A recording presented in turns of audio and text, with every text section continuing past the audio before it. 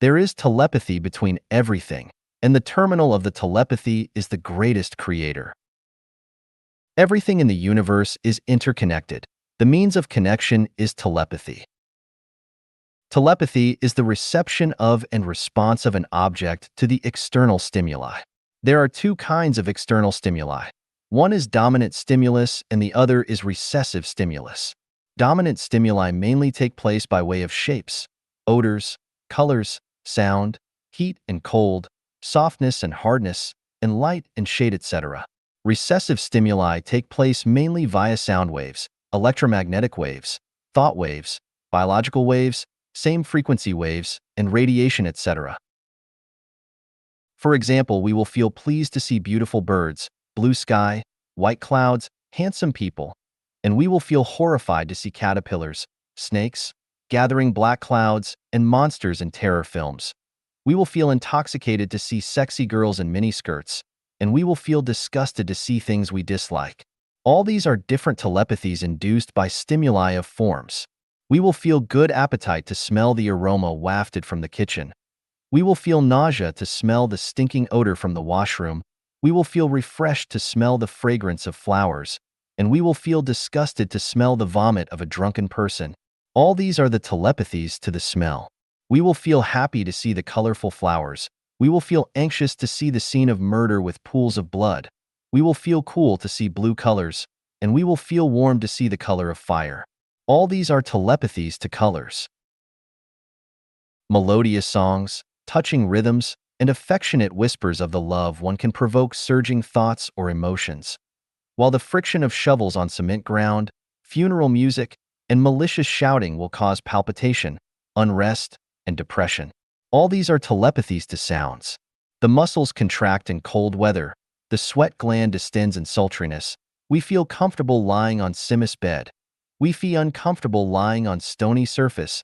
We will be wild with joy in bright spring days. We feel frightened in darkness. All these are different telepathies to warmth, cold, softness, hardness, and darkness and light. The above is a discussion of dominant external stimuli. The telepathies to recessive external stimuli are as follows. Sometimes people will inexplicably feel willies and unrest, and this is telepathy to the thought wave and biological wave of those related to them. From the perspective of supertime and space, some accidents usually emit a same frequency wave to stimulate people's nerves before the occurrence.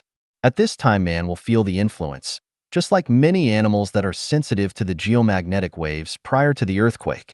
The fish will keep leaping out of water, the dogs will bark fiercely, horses will neigh, rats will run about, and roosters will coyote. Sometimes our ears and faces will flush, and this is because we are warned of the information related to ourselves, just like the stimulus to the arthritis patients caused by the coming cold current. In Outlaws of the Marsh, the incident in the Snowy Mountain God Temple experienced by Lin Chong, the instructor of the 800,000-strong Imperial Army, seems to be a coincidence, but actually it reflects telepathy to future happenings. Without this telepathy, he would have been buried in the fire.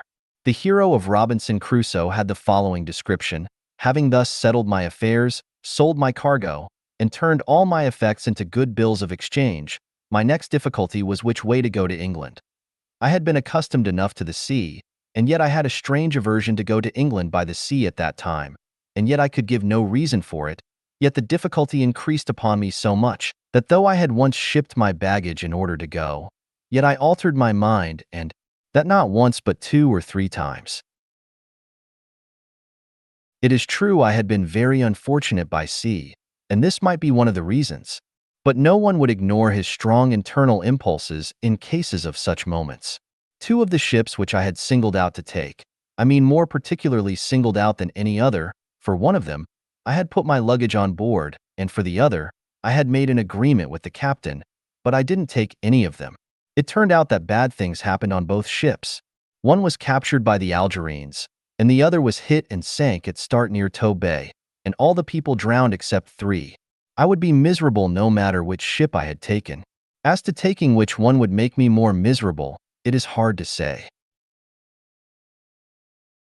This is telepathy to recessive stimuli, without which Robinson would have been buried under sea. Subconscious behavior is an inexplicable behavior of telepathy, which has saved hundreds of millions of lives and at the same time caused tens of thousands of people to step on the road to death. Someone has conducted research on biological telepathy. In the experiment, he divided the 50 snails into 25 pairs. Each pair was separated from the other pairs. After some time, the same letter was written on the shells of each pair of snails, and one of the pair was brought to America, the other still remained in Paris. Later at a given time, the snail staying in Paris was stimulated with electric current. At the same time, the one brought to American also exhibited the same reaction of electric current. The snail in Paris exhibited reaction to electric current reaction because it had been stimulated by electric current. The snail in America was not stimulated by electric current, but why did they also exhibit reaction to the stimulus of electric current? It is because it has a power of telepathy, which is a subconscious behavior. Doves, dogs, and horses have telepathy for the tracks of their masters. After the doves are taken to a different place and are released from hands, they can locate and return to their master's home. Place a dog inside a box and take it to another place hundreds of miles away. It can still return to its original home without mistake. An animal trainer Dudaroff can use his thought to cue the animal to perform.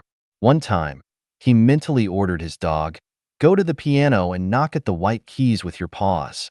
It is said that the dog did as he was instructed. Another time, in accordance with request of the audience, he made two lions, who had lived together harmoniously for 3 years, fight with each other. Once a researcher Karen Sky said to the animal trainer, "Since you can use your thought to hint, please cue me to perform an act with your thought." He agreed and made the researcher sit there motionless. Then he took a slip of paper and scribbled something on it. He covered the paper with his hand and looked at the researcher, who had felt nothing special but involuntarily scratched the back of his right ear. Before the researcher had put down his hands, the trainer handed the paper to him, and the researcher saw the letters on the paper, "Scratch the back of your right ear." It can be seen from the above example that the researcher involuntarily scratched the back of his right ear without feeling anything special. This action seems to be the personal behavior of the researcher, but he had faithfully performed the instruction of the trainer. The world-renowned psychic Wolf Messing was once having dinner with the celebrated founder of psychology Freud at Einstein's residence in Vienna. During the meal, Freud secretly conducted an experiment. He did not utter a word, but only mentally gave Messing an instruction, requesting him to go to the bathroom cupboard and pick up some tweezers. Return to Albert Einstein, pull out from his luxuriant mustache 3 hairs. After the silent instruction, Professor Freud continued with his dinner, talking and smiling with the host as usual. Messing seemed to have noticed nothing. But when the coffee was brought to them, Mason immediately stood up, went to the bathroom cupboard and picked up some tweezers, walked near Einstein, bended over him, slightly raised Einstein's obedient chins, and carefully pulled out from his luxuriant mustache 3 hairs and placed them before Freud. There are countless such examples.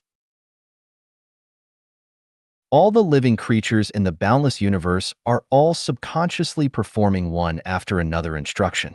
Our next move and next word are seemingly personal behaviors, but actually they are telepathy in reaction to the dominant and recessive external stimuli. Then whose instructions are we following? In accordance with the order of life, the lower order of life has telepathy for the instructions of the higher order of life. The low-energy life has telepathy for the instructions of the high-energy life. Namely, plants receive the instructions of animals, man, celestial being, Buddha, and God. Animals receive the order of man, celestial being, Buddha, and God. Man receives the instructions of celestial being, Buddha, and God. Celestial being receives the instructions of Buddha and God. Buddha receives the instruction of God. Whose instructions does God receive? God receives the instructions of the greatest creator. In the final analysis, the terminal of telepathy is the greatest creator.